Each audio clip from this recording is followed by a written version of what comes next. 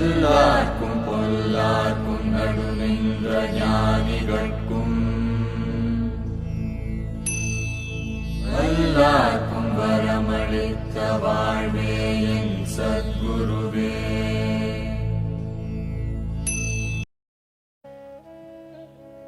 The most dominant factor of my life has been my Guru and nothing else.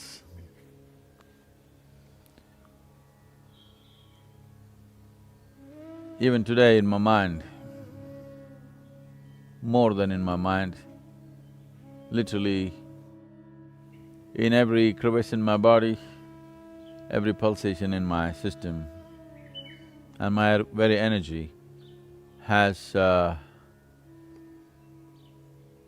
it's just His presence which is the most dominant within me. To keep it this way has been easy for me because I don't have a mind of my own.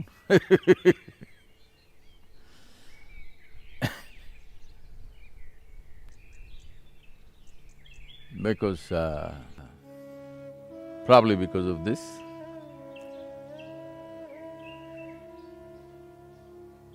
just about everything reverberates,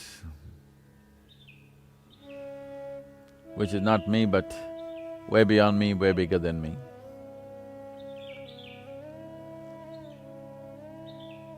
I did not see my Guru as a man who touched me.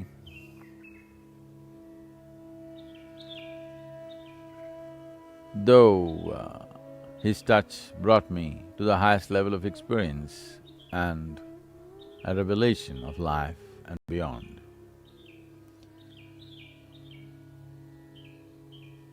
The old structure within me somewhere would not accept it, in the sense, unless it came from Adiyogi, unless it came from Shiva himself, it's not real. So the compassion of my master made himself, turn himself into that form.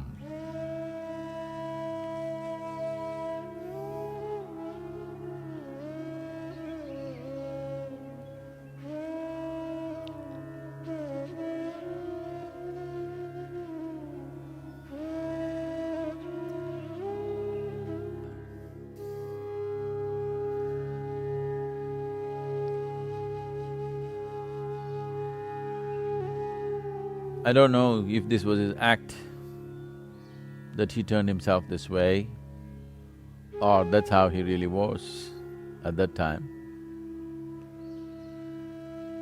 But today and ever since,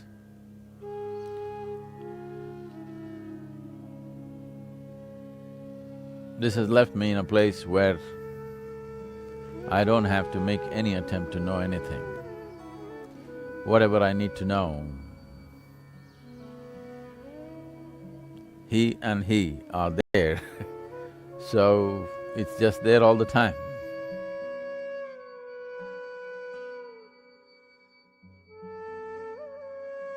I am just a small extension of who he was, my Guru, my grand Guru whose name nobody knew because he sat in Samadhi states for long periods of time.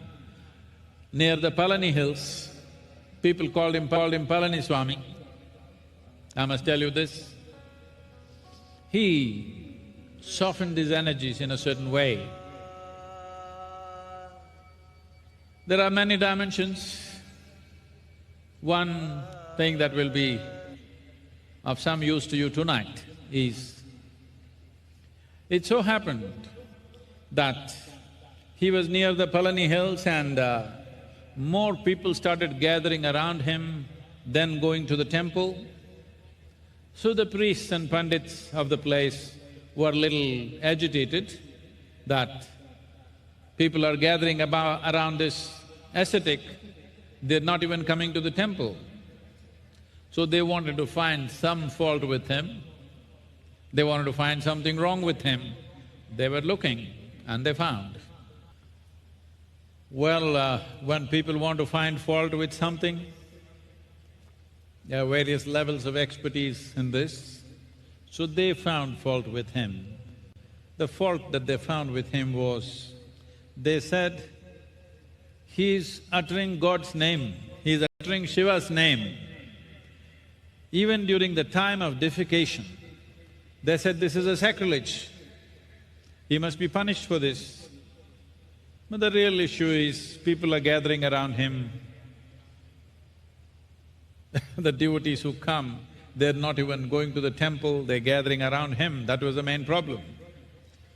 So, they called a panchayat.